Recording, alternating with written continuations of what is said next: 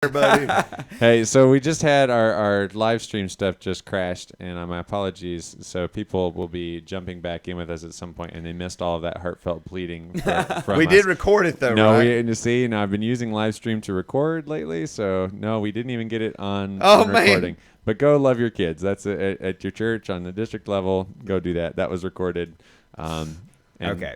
Oof. Sorry about that, That's guys. all right. Listen, we want to switch gears here now and to welcome our guest for the week, Dr. Ken Schenck. Dr. Ken Schenck is Dean and Professor of New Testament at Wesley Seminary at Indiana Wesleyan University.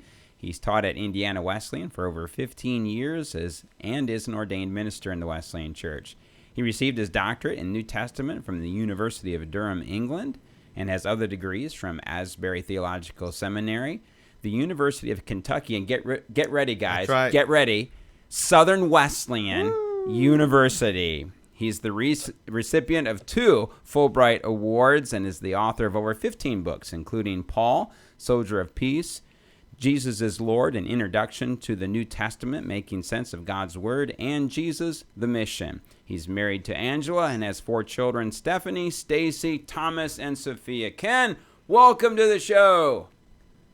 Well, glad to be here. Listen, so you think we're going to have an interview with you, but I've got 5 students lined up who think that they deserved a better grade from your class. So we're going to bring them in one by one, and they're going to make their case live on the Technology Show. I have 5 who think they should have gotten a worse grade.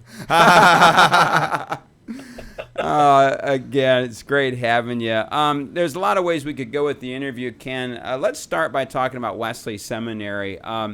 And 2 questions here just to get us started. Why did IWU launch a seminary, and why did it do it when it did it? Because I remember having conversations with people who said, well, this is the worst time. This is not the time to launch a seminary.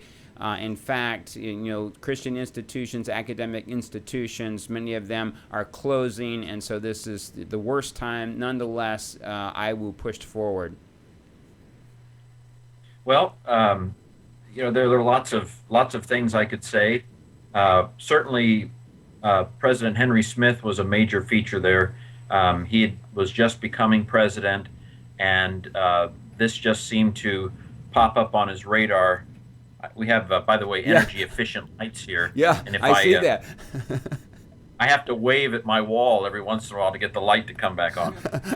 That's part of this new seminary building where we're being good stewards of God's creation.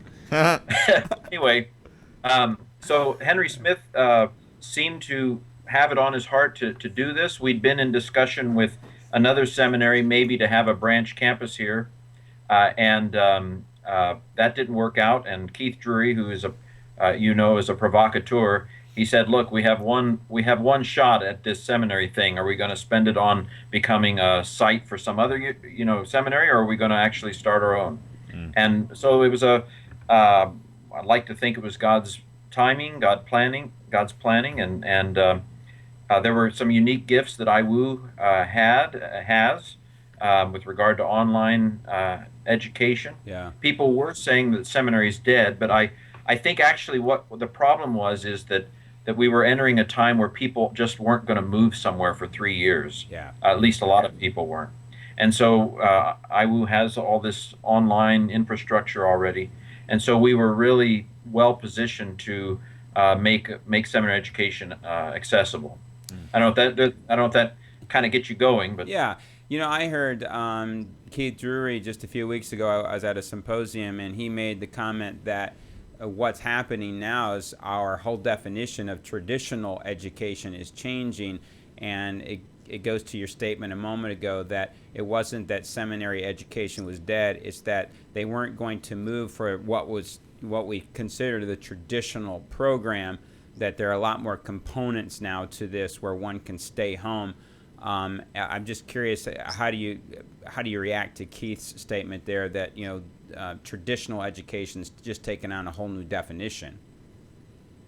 Yeah, I mean he's a prophet. I don't know whether he's a spiritual prophet, but he's a prophet of some kind. And I think what we're seeing now with undergraduate is what happened to seminary 10, 15 years ago. And if and this is kind of a wake-up call, I think, to our Wesleyan colleges too. If we don't start getting in the accessibility business for general education things, if we don't make gen ed kinds of courses accessible to our world, then we're going to be facing some crises too. I think that's part of what he was saying, and I agree with him. Yeah. We had a couple weeks ago, we had Paul Tillman on, who's a Wesley Seminary graduate, was a member of that first cohort. And one of the things he liked about Wesley was its integrative approach. So take a moment and just talk about what it means to take an integrative approach to learning. Yeah, if we're going to start a seminary, let's from scratch. Let's do something that isn't being done. And so we have a very distinct kind of MDiv. It requires a person to be in ministry or connected to ministry in some way. So you don't have to necessarily be a senior pastor or a staff pastor, but you have to have real access. The church has to sign off on you doing shock therapy on it. You have. There's a I'm going to be used in scientific experiments form that the church fills out, right, and enters our program, and so you're actually integrating theory with practice. A lot of seminaries talk about practice even in theory, so it's a theoretical discussion of practice, and so students are in ministry doing assignments regularly in a local church or in relation to a local church. That's one level of integration. There's a spiritual formation integration. Right. So a lot of seminaries like to blow up your head, but they don't do anything with your heart. And so every semester, students are taking a spiritual formation course so that they're hopefully keeping pace spiritually along with whatever intellectual development they might be doing. And then the most distinctive thing that we've done, and this is a little bit crazy, but we integrated Bible theology and church history with the practice of ministry, so that who remembers in our church who Zwingli was? I'm sure Tony does. But absolutely. Go ahead. Go, Tony. Who? I was gonna take off there, but I decided not to.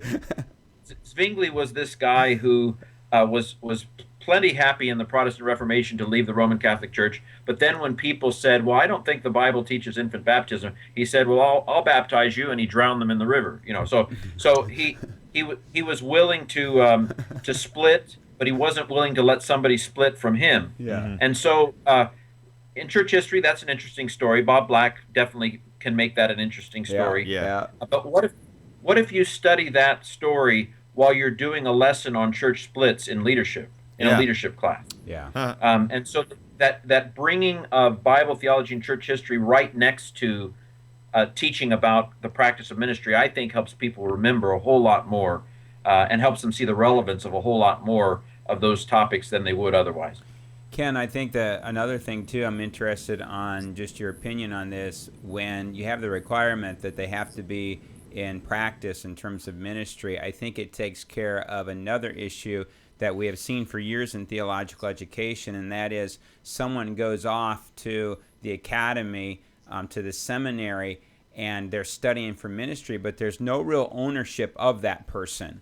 And so they can go through the whole system, and once they go through the whole system and they've paid all this money, there's almost this sense of the student feels obligation. Well, I've made these commitments, and therefore, someone owes me something. Well, I know you can. I don't know if this is exactly what you're saying, but you can get detached from ministry when you go to seminary. You can find yourself enamored with ideas, and there's nothing wrong with ideas. Anybody who knows me knows that I'm an idea guy. But you can find yourself wanting to go off and get a PhD, and you may feel like you don't belong in the Wesleyan Church anymore. For example, some people end up leaving the denomination after seminary. So requiring them to be connected to a local church in some way keeps the education grounded in what the real reason for it is all about. Well, I know at a district level here, kind of an equivalent. I'm in charge of the committee of those who are studying for ordination, and so we have been working to get more ownership from the local church. And the idea is this: you recommend this young man or this young woman for ministry, you need to take ownership of that, because if this isn't a person that you would want on your ministry staff, then why are you recommending them for ministry? And that's kind of what I'm getting to, that there in theological education, it can lack checks and balances. So you can make your way through the whole system, but whether you have the graces and the gifts for ministry, that's another issue altogether. Yeah, I mean this and that can be a wake up call to the person actually pursuing it. Rather than I had a friend. Tony and I went to seminary together.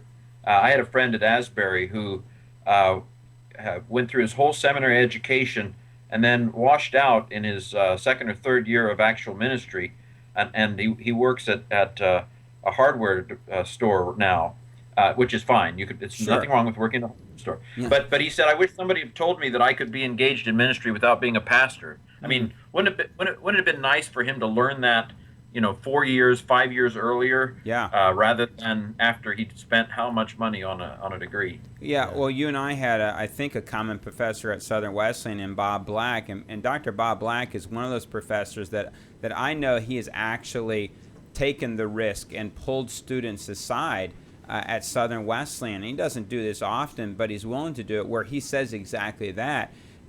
Listen, you're a wonderful young man, young woman.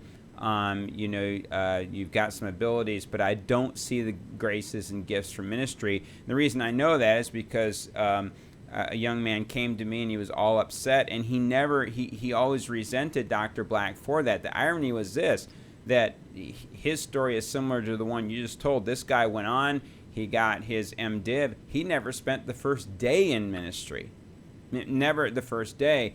And but I look at Bob Black at that time, and I just say that he was the exception. That usually doesn't happen within the academy. Let me ask you this. I know that Wesley Seminary doesn't see itself in competition with other seminaries. Now, that being said, what would you say are some of the distinguishing characteristics of Wesley Seminary as you kind of survey the landscape out there? Well, we've kind of covered two of them. This in-ministry approach just makes it so real in a way that you don't necessarily. I mean, you've probably heard the people say, "I never learned anything in seminary that I actually needed to know to do ministry." People say that, or have in the past said that. I hope that's not true of anybody who would go through Wesley Seminary. In fact, part of the founding call is, may it never be said of a graduate of our seminary that they didn't learn the nuts and bolts things that they needed to learn to actually do ministry. I actually think that a lot of what traditional seminaries teach is relevant, but because it's not connected at the time, you don't see the relevance. And it just goes in one ear and out the other because you have no context, really, and to put it into. And you see this with... I remember there were some students at Asbury who were married and older students. They'd been in ministry for a little while, and they'd come back to seminary. They always got a lot more out of the classes, I felt, than some of us who really didn't know what was being taught to us. We didn't have a context to put it into.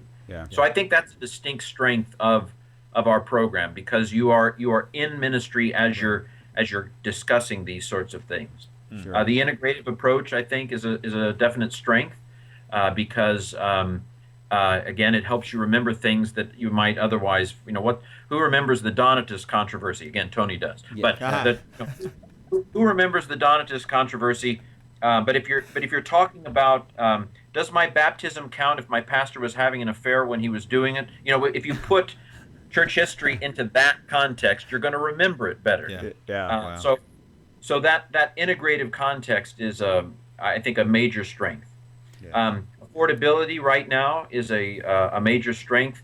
There was up to this point, it's almost been free for some Wesleyan pastors to come here. When you take the Wesleyan discount we give and add on the loan grant from the denomination, and then the amount that local districts put in, we've had some pastors here who've come through our program basically not having to pay anything.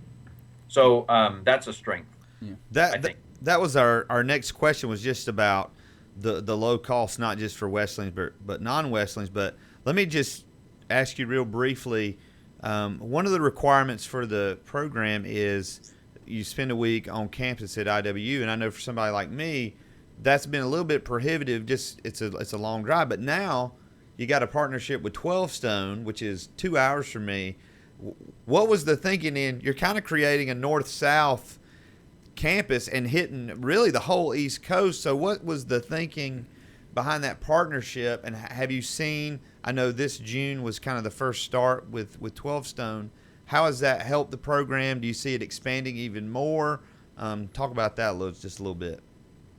Well, I think you've had Wayne Schmidt on the program, and he of course he has the gift of networking, and he is.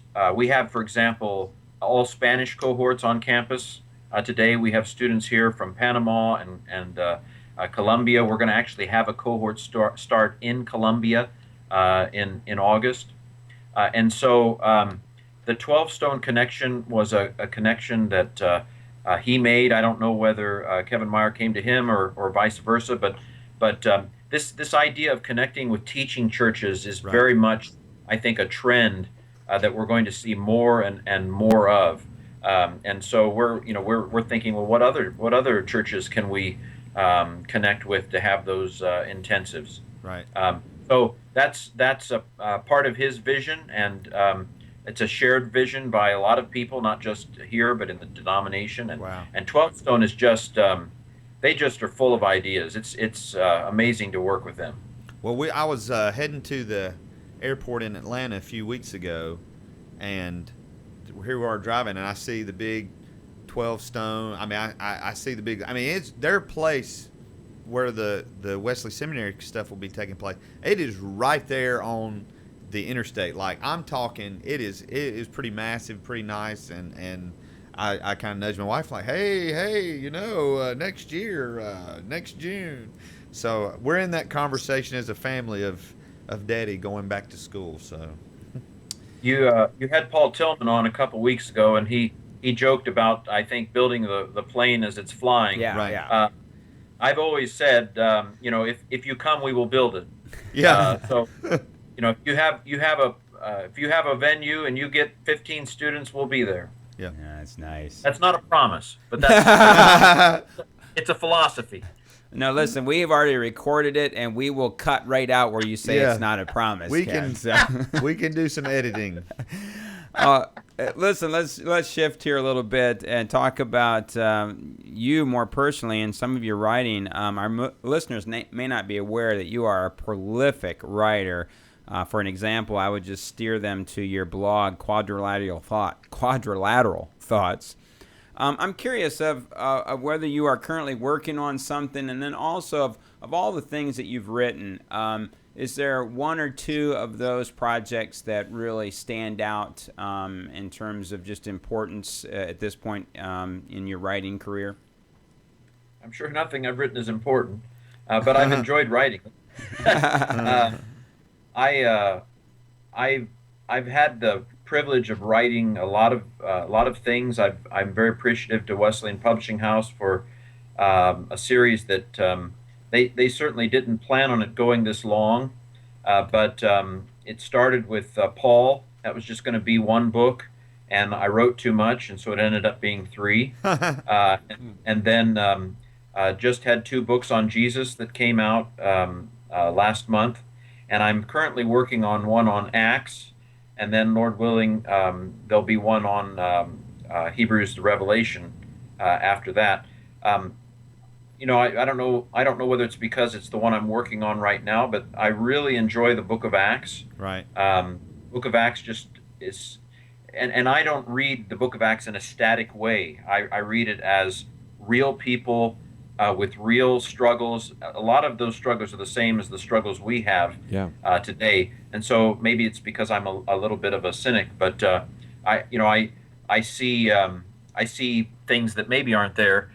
When Peter says we need to be praying, we shouldn't be waiting tables. That sounds a little suspicious to me. Right. Sounds like you're making excuses there, Peter. Now, a lot of people don't read Acts that way. Right. But to me, I read Acts and I see real people who are having the same kinds of conflicts and debates that we have in different ways today. So maybe it's just because I'm working on it right now, but I really enjoy the Book of Acts. I'm enjoying writing on that, and I'm a public thinker. Chris Bounds, if you know him, once joked that I don't have any unpublished thoughts. So I tend to blog about 800 to 1,000 words of those books a day. Yeah. And that's how I write the books. I get up in the morning, I write 500 words, and eventually the book's written. Well, I had a great conversation with Tom Harding. He's the pastor of Alive Wesleyan down here, and on Friday we were just talking, and he said, he's been very complimentary. He said, whenever I want to study a position, the first place I go is Ken Scank's blog to see if he has anything to say about it. And he meant that. He wasn't sarcastic. He meant it totally as a compliment, and that your blog has become a huge source for him. And I know others as well. Let me ask you this. As you've been writing, through these and about these books of the New Testament, and at the same time teaching pastors in training, so how has there been like a certain situation where you're encountering a student and writing on an event in the New Testament church and been like, hey, you realize that you're not the first person to go through this now? Well, like with maybe this is slightly different, but like with the Book of Acts, some of the assignments in the leadership class, for example, have been incubators for thinking about topics like in Acts 6, where funny how the people who are like me, the Aramaic speakers, they're getting their bread, but the people who aren't like me, the Greek speakers, aren't getting their bread. It just teaching those segments for the leadership class have played directly into, have been incubators for me thinking about how the Book of Acts is relevant to us today. I don't know if that's exactly what you were saying. No.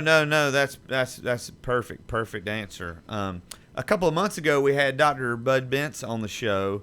One of the things we talked about with him was the doctrine of holiness, and this has been, since the inception of the Wesleyan Church, a very core doctrine. So right now, currently, 2013, where do you think the Wesleyan Church is with the aspect of this doctrine of holiness? Where are we at with that at this point?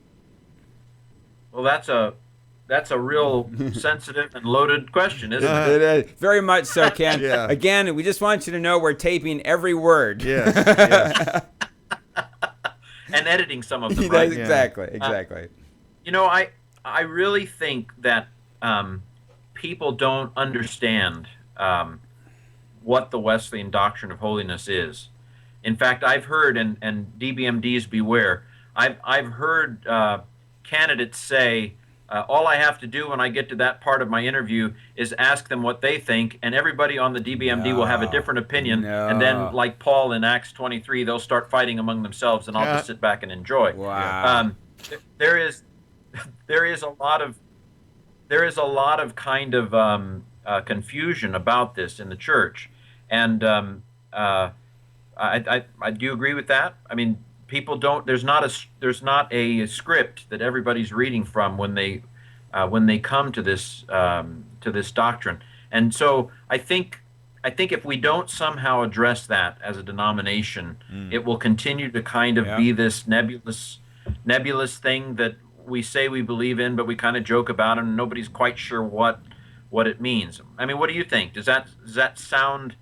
I think it at all? Yeah. Now that you're asking us the question, I think you sound like one of those DBMD students. No, I totally agree, Ken. Our conversation with Bud was fascinating because we got into some of the historical things that I have said for years. Like the last 2 decades, we are not heirs of Wesley on this subject. We're heirs of Phoebe Palmer, but there are many within our ranks who are heirs of Wesley on this, and so you have 2 distinct voices. And you talk about the DBMD. I've been, I was part of this symposium back in June, and one of the things that I walked away from that symposium saying I am going to do is I am going to do training for the DBMD committee, because on the sanctification issue, I've got committee members that are not arm in arm on it. Some have a very camp meeting Phoebe Palmer view of it, and then I have people who are very Wesleyan. Who can just go down and talk about a Christian or Wesley's concept of Christian perfection, can articulate not just instantaneous but progressive.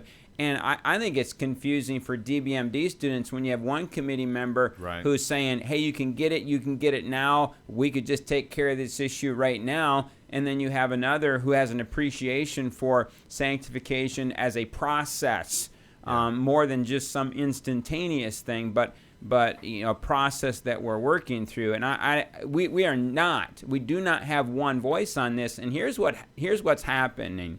My anecdotal experience is this: because we have confusion on it, we don't teach and preach about it. Yeah. I think if we continue to be muddy on our core issue, we're going to have major problems. I think that's something we got to get right. And so, Ken, we really want you to get on that as soon as possible. And the other thing is, and I really, I'm proud of the fact that we have a lot of people who are attracted to our denomination. And we have a lot of pastors who are coming into our church from other denominations. And I actually taught a Doctrine of Holiness flame class not too long ago. And, there is a real kind of diversity of what these pastors are coming in believing with regard to this doctrine. Of course, they kind of get what they need to say, to be transferred in. Yeah. But it's a real nebulous kind of thing. And so the more of that we have, that even muddies the water even more. Yeah. Because then we have a lot of, and again, I'm very happy that we're attractive to other kind of Arminian groups, but it continues the nebulousness, I think. Yeah, I one of the shows I would love to have after we talk with Bud Bentz is I would love to get in studio.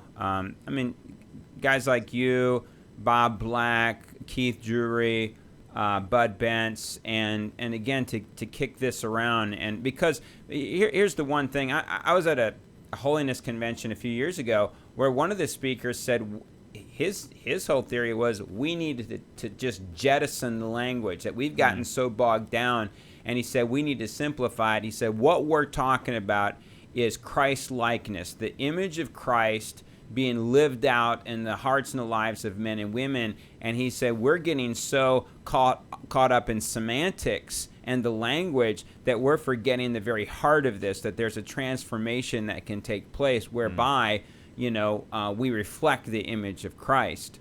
I don't know if I agree with that, but I think he has an argument. And let me go on record, for all my nebulousness, let me go on record as saying that I really believe that the correct understanding of Paul's writings is that there is no place for a Christian who is constantly defeated by temptation. And this is great because even biblical scholarship has come around to this position.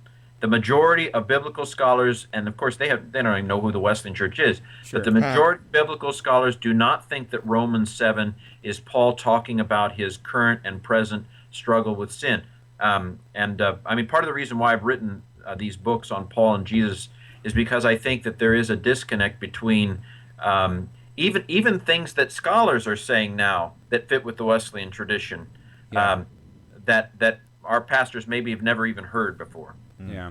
Oh, very good. This is just an ongoing conversation, and it's and what we want to do here is we want to be part of that conversation. We want to see it continue because I've made the comment before that when I came to Christ, I didn't come to Christ as an insurance policy for eternity.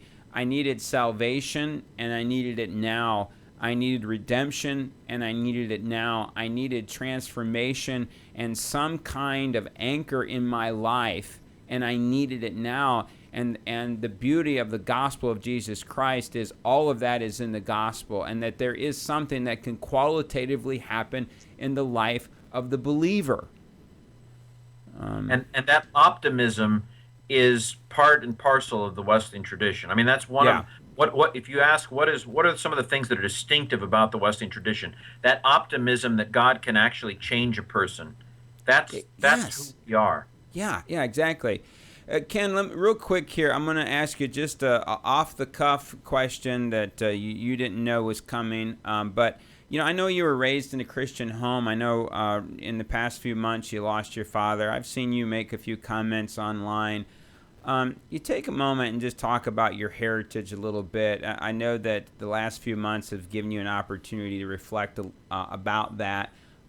What, in the grand scheme of your life, what does that heritage and what has it meant to you? Well,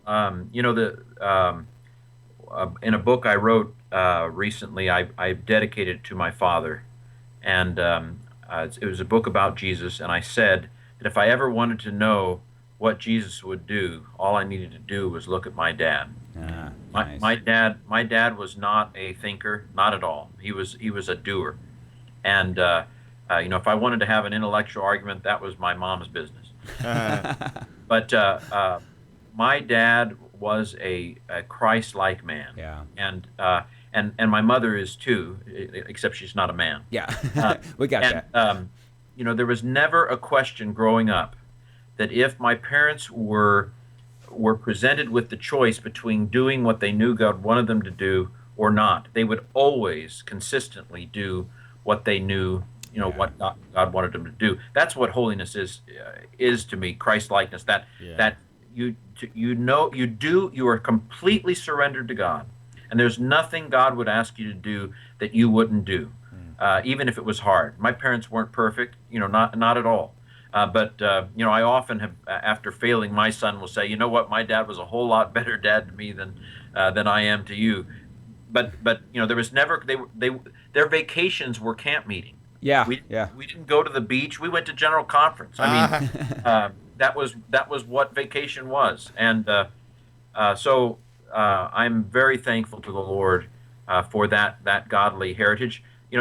I came from the strict part of the Wesleyan Church. I had relatives who didn't go with the merger. Okay. But I didn't consider my parents legalistic, because legalistic is when you like the rules for their own sake. They followed a lot of rules, but they did it because they loved the Lord and believed the Lord wanted them to do those things. So I'm eternally grateful for my parents. Sure.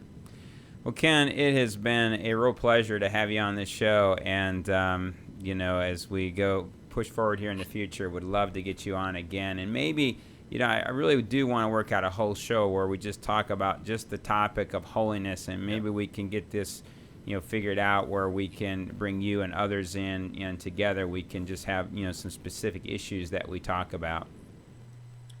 Deeply appreciate what you guys do. All right. Well, same to you, brother. Blessings on you. Blessings to you. Thanks so much. Bye-bye. We should probably tell our listeners we're having some internet issues here. But once I set up quality of service and turned all y'all way back, Okay. I think we're up and running. Are we okay now? Yeah. So I don't know. There's you have like 30,000 things connected in your house right now, Tony. It is this impressive list of internet connected devices that you have. Yeah. And I've it's got killing me, dude. Printers and everything else. Oh Yeah. man. Can I just say what? I've only had just very few short conversations with Dr. Schenck, and just what I'm like.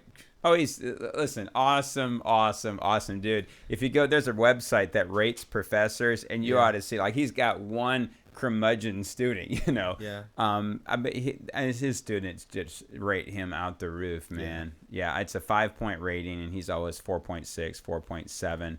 And they also have a hot pepper rating. And one guy, I can't believe he's never got the hot pepper rating. Just talking about what a great professor he is. A great thinker, but personable, great to be around. Yeah. Funny as can be. So if you want to go out and have lunch with someone and laugh, go out with Ken because you will laugh. I definitely got that from the interview. All right. Well, now it is time for Hold on. Okay. Hold on. Let's try that again. Okay. Not sure what was happening there. Here we go. Time Here we go. for. Let's do it again. Time for. Hey. There we go. Download of the week. Woo! All right. So, we love Google Voice. It is a great service. You use it for your home phone now, Tony. Isn't that correct? So, like, if somebody calls your house, you have that little Obi-Wan or Obi-Wan Kenobi. R2-D2 is down in the Kenobi basement. answers the phone. Leave all your requests. Yeah, and it has been flawless. Yeah. I mean really, I have no complaints whatsoever. It cost me $39 for the device. I haven't had another phone bill since. Yeah, and you get everything. Wait, where was where? So you buy this device on Amazon. You sign up for it. Yeah, you buy so voice.google.com. You get a telephone number. You can get a telephone number in your area. No charge on that. They just provide it for you. You can do text messaging, not MMS, but text messaging and phone calls off of that. And then this is a little device that connects into your internet thing, and you can take any phone. You can even wire it into your home phone line. So I think that you've done that, right? Every phone jack in your house, Tony, you just plug a regular phone into it. In fact, you've got this old rotary dial phone back there that it'd be fun to... Which I have plugged in. It'll plug into the system. It will. And you can make a phone call of it. It's amazing. It's really incredible. Well, one of the struggles is getting that working properly with an iPhone. So there's a few different apps that have let you do it before in the past, but most of them just put up big banner ads, and it's kind of clunky and kind of weird. Well, one of my favorites that I used for a while, but it never had voice over IP integrated into it. So you could use it to set up a call from your phone that would then use your cell phone connection to then dial the Google Voice number and subdial there. So it wasn't true voice over IP in that way. It was still your cell phone making that call, so it was costing you cell phone minutes. Now this group has come up with version 3 of their app. It's a new app, so you have to buy it again. And that's just one of the interesting things about the App Store. There's no in-app upgrades. So if they do something and they want to charge again, it's a brand new app. It's called GV Mobile Plus. And let's demo it here. I think I've got it up here on the... Hey, there we go. And so let's fire up GV Mobile Plus. So they've redesigned the app. They're really trying to go for an iOS 7 look. It's very flat and beautiful. But it has all the stuff. So this is our Techology Show Google Voice account. If you call and leave us a voicemail, you're doing so with Google Voice. And... so let's set up a call here. There, I see Paul. Well, there's Paul Tillman's number blasted out in front of everything. Maybe we shouldn't have done it quite this way. Sorry, Paul. Sorry, Paul. Please don't bring a lawsuit, man. We're sorry. Oh no. I love it. Well, let's see. Who should we call? Heath will give you something free to make up for this. Let's call somebody. What's Southern Wesleyan University's switchboard number now? Does anybody know? The same one. 1-800-CU at SWU. 1-800. It's not 1-800 Warrior. S. Yeah, don't call that number. WU. Okay, so I don't know. We may not be able to hear it, but over here, choose calling voice over IP. Now, this isn't going to work great because I've turned on quality of service, so my phone's going to be way scaled back, but here we go. And the call is terminated. No, the call's going through. It's just the mirroring has terminated. That is not a problem with the app. Trust me, that is something else. That's our problem. It's not you. Anyways, the app is still alive. It's just on the phone, which may or may not be running a buggy OS at this time. Isn't working great. But yeah, you can make a phone call in there, do text messaging in there. It's really quite fantastic. To kind of give context, my daughter bought from Matthew when Matthew upgraded his iPhone. She bought his iPhone 4, and she has Talkatone. That's the app that she uses. She has a Google Voice number. It is strictly an internet phone. Yeah. Now I have Bluetooth. I can enable hotspot on my phone. Mm-hmm. So when we go on trips and stuff, I just turn on the hotspot. She has a phone. She can text, do all that through Google Voice. So we just loaded this on her phone today. Because if it does all that better, she'll get rid of that app. Yeah, and use and this one. so Talkatone's the app that I was talking about that just they throw a banner ads. All the time. It's a subscription thing where it costs a lot of money to not have that. It also does some weird compression stuff that I'm not sure about. I'm not sure exactly how this is doing the VoIP stuff, if it's using the Google Talk protocol built into it. But anyways, I've made a couple of phone calls. I called you on it before the show started, fine. and it was a great phone call. And very little latency. That Yeah, was surprising it was to me. very fast. Now, since I've scaled everybody's internet way back, the latency I'm sure is horrible. But Here's something that I've been waiting for, a really good VoIP app, and so in the back of my mind, I have thought how I could go without a cell phone, but what I'd get it from Verizon is I would get the hotspot, get rid of the cell phone, and so you're coming off that hotspot if you have a good VoIP app. Now, Talkatone to me was not that app. Right. I didn't feel like it fit the bill. So I am, I'll be very curious to see if Nicole's experience with this and what she thinks. I'm actually having issues with Tees, just to let you know, I'm having issues with our Google Doc connecting. I don't know if you are. That's because your computer is literally turned off the internet right now. So don't worry. I didn't know if that was. No, that's that's because I've turned everything off fine. on your house to make the show work today. That's fine. Yeah, I'm cool with that. Anyway, that's our download of the week. And again, it's a voice over internet protocol. And if you don't know if you don't have a Google number, man, check it out. Yeah. I mean, no cost. Right. I mean, the only bad thing is the NSA. Here's everything that you say. But I got to call on my Google Voice number, which I haven't given out in like 2 years. Somebody called me on that. And I love Google, love their stuff. But I'm telling you, the voice-to-text translation that they gave me was about the most awful thing. That's entertainment. Yeah, that's just for your joy. I mean, they do that to make you to give you a laugh. Now, I will say this. Siri... I switched Siri to the guy's voice, which you can do. Which some people can do. It has been reported. By 9 to 5 Mac that there is a male voice in iOS 7. Right. And I've also heard that he will understand me better than the old Siri did. I love it. This train has come to a screeching halt, Heath, and it totally changed directions. That's amazing. Heath, this is what we're saying to you. We're not going to court with you. Okay? All right, let's move on to They Said It. I think I just did. Read my lips. I'm going to say this again. I've never taken steroids or HGH. I took the initiative in creating the internet. The Macintosh, of all the machines I've ever seen, is the only one that meets that standard. Well, I'm not a crook. If you know what you're doing here, slide out. Either Discovery desperately wanted to hear from 1 Million Moms, or the network's writers and producers have run out of ideas for new programs. Discovery should be ashamed to air nudity and then call it entertainment. In fact, having the cast be naked is the basis for 50% of the show. Spokesperson for 1 Million Moms calling on people to write letters of protest to the Discovery Channel's new program, Naked and Afraid. A program where cast members who are completely uncovered are dropped in the jungle with no food and no clothes. Source, Charisma News. Despite an excellent vocabulary and ability to recognize similarities, the lack of basic life experience leaves one of the best artificial intelligence systems unable to answer even easy why questions. Those questions sound simple, but not even famed Watson computer is capable of human-like comprehension, and research lead Robert Sloan believes we're far from developing one that is.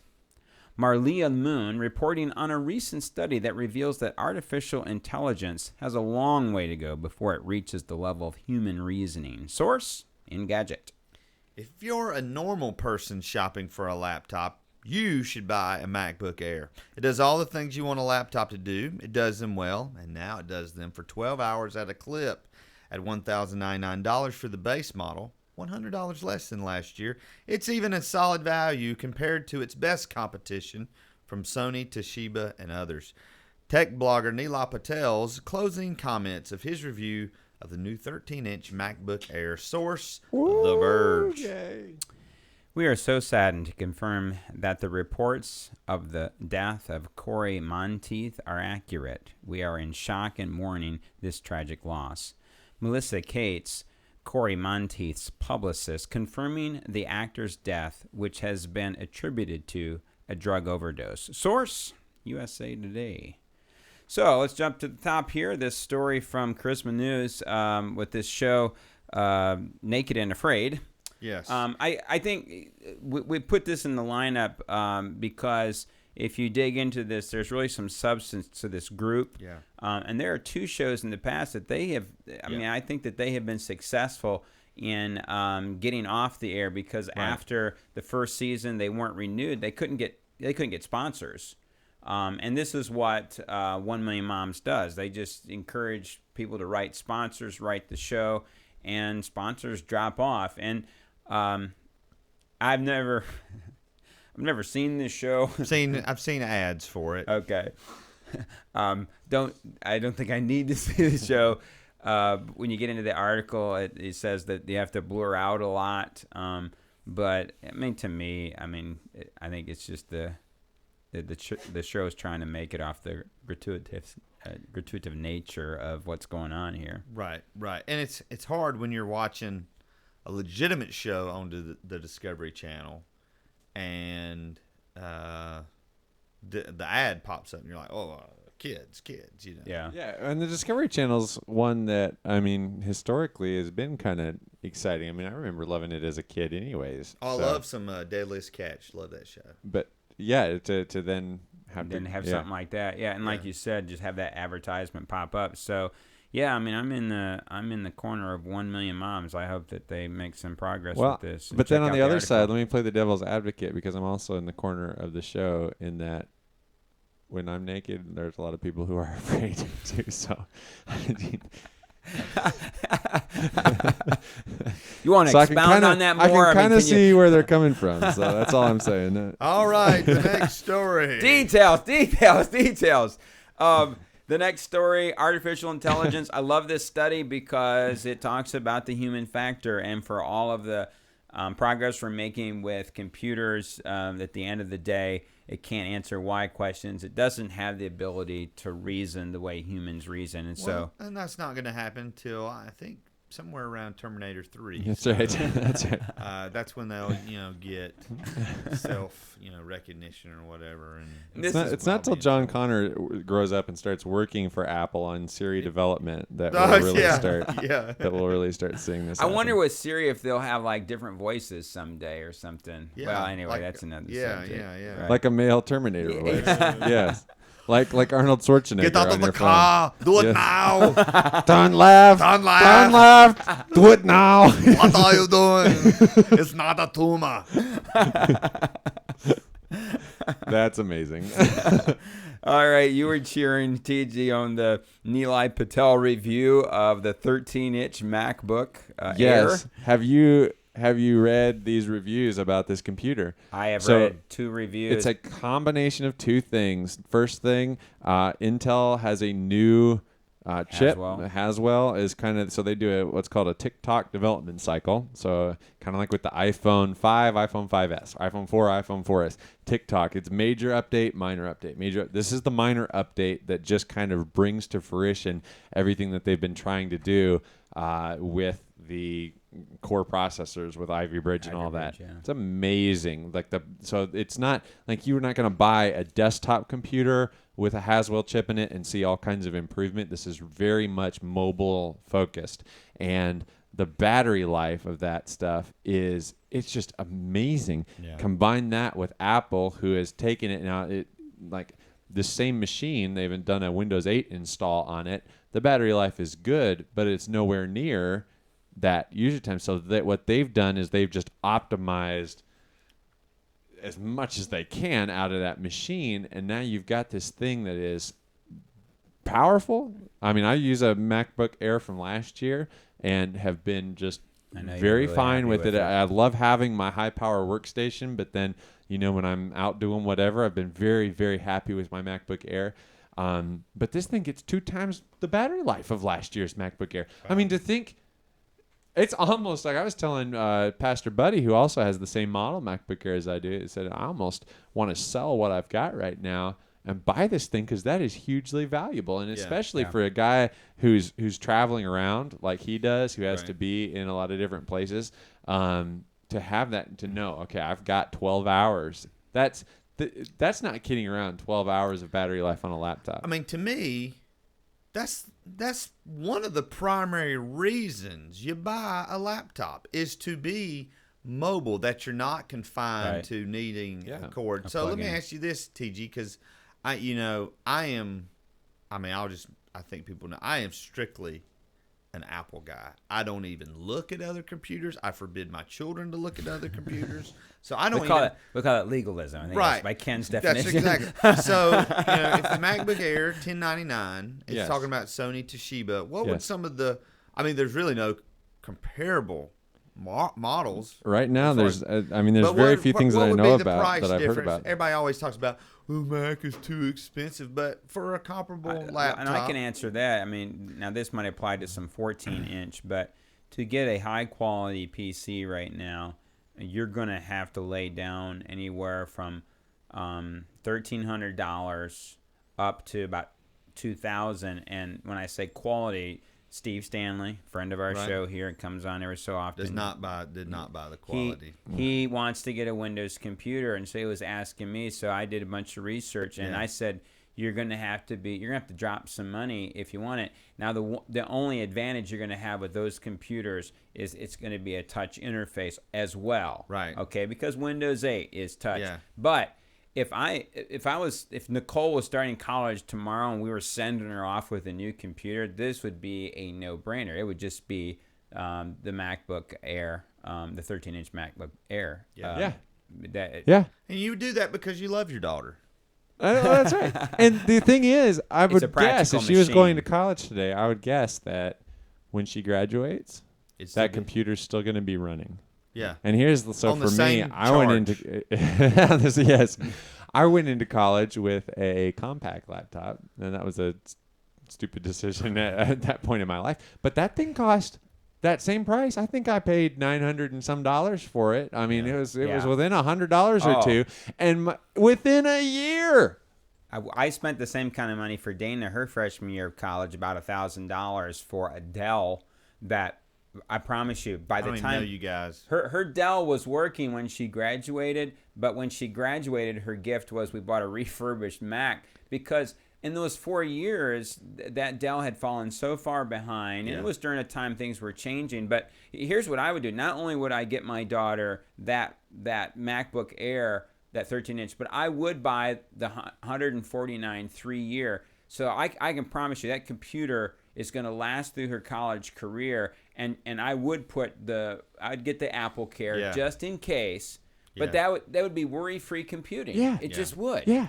The only bad thing is if you got her the nice MacBook Air, some guy's going to try to be all sweet on her so he can use her computer. That's the only negative I see. You're right. You got to set up some rules here. That's exactly right. Hands off, buddy. This is you are so creative. You think of these things that elude me, man. All right. Well, it's. I'll stop talking about it. Go ahead. Oh, go ahead. No. I'm just saying, and the argument that you say it costs more money. Okay, it does. But again, I guarantee you're when you look 4 years down the road, take 4 years down the road, it's that extra money that's going to be well spent because you're going to be buying something else in 4 years if you don't. My last white plastic Apple MacBook, I used that thing for 6 years. 6 years I got solid use out of it. And that was just nowhere within sight of anything else I'd ever used. Yeah, and that computer had a flaw in the case design as mine did, and you and I both had the same experience. While Apple never acknowledged that flaw, if you took that into an Apple store, it was replaced without any questions. That's right. Yeah. That's right. Yep. And I couldn't have done that with anything else. No. I couldn't have done that with a Dell. I couldn't have done that. The money you think you would save buying a PC laptop, you're going to spend on ibuprofen. Because it's going to give you headaches. Let me tell you, and now I've checked this out. This computer I have right now, right here, this is a 15-inch. It's got a nice high-res screen, not the highest now, but it's a high-res screen. But I could take this at 2 years old for what they're going for on eBay. I could sell this on eBay and buy the MacBook Air 13-inch and have money left in my pocket. And how many years old is that laptop? This is 2 years old. Yeah. And they're going for around $1,400 or $1,500 through eBay right now. And you show me a 2-year-old Dell that you could get that kind of money for. Exactly. I don't care how much it costs. What it costs when you purchase it. You show me something that could do that, and it'd be trashed. You might be lucky to get $500 or $600, like half the price. It's bizarre. I mean, it's that resale value that's just bizarre in this kind of stuff. When you bought that computer, you sold a white plastic MacBook. And you had almost $500 out of that thing, and I used it for 3.5 years. It was scratched up on the top and everything, man. And there's just no way that you would have gotten that kind of money out of anything else. No. Do you remember your Toshiba laptop? I do. I gave that away. That poor person. You never should have done that. You need to. They didn't have a computer. You need to repent. Yeah. They still don't have a computer. Real quick, we can't jump into the last story much, but this is a tragic death, Corey Monteith's death. Now, I didn't watch Glee, and so I only know just through the media.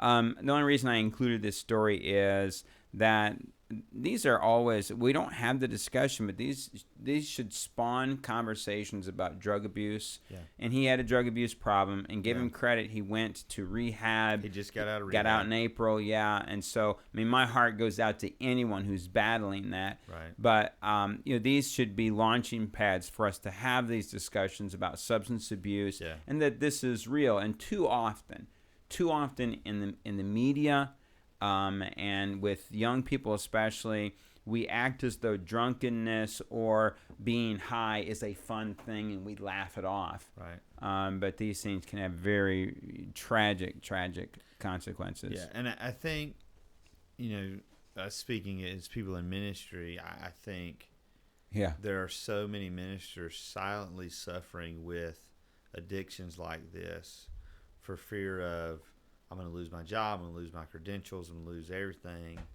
And I mean, better to be honest, come forward, lose all that than to lose. Well, I thought you were going to say life. that in ministry, a lot of times the tragic parts of this, when people are hooked on these kind of things, it ends up at our door. Yeah.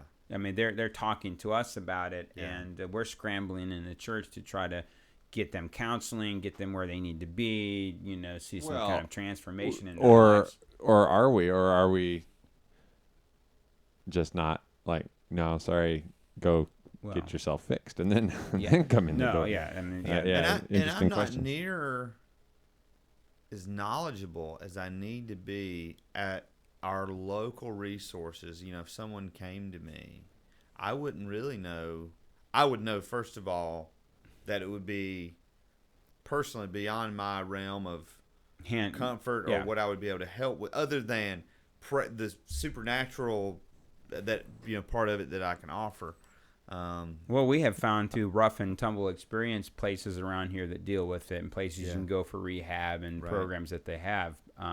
But there could be, we could do a way better job in the church of streamlining this to get resources to our pastors. And if you work with youth here, and I mean somebody who, that's going to be the demographic for this show. Let's be honest.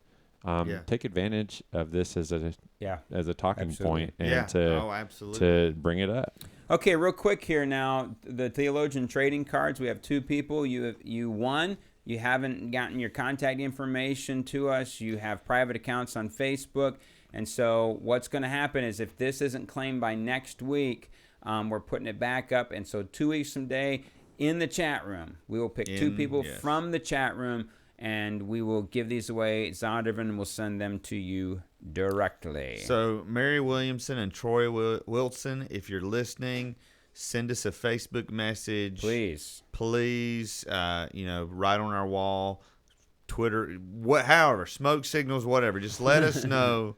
We will find you. Do it now. Send us a message.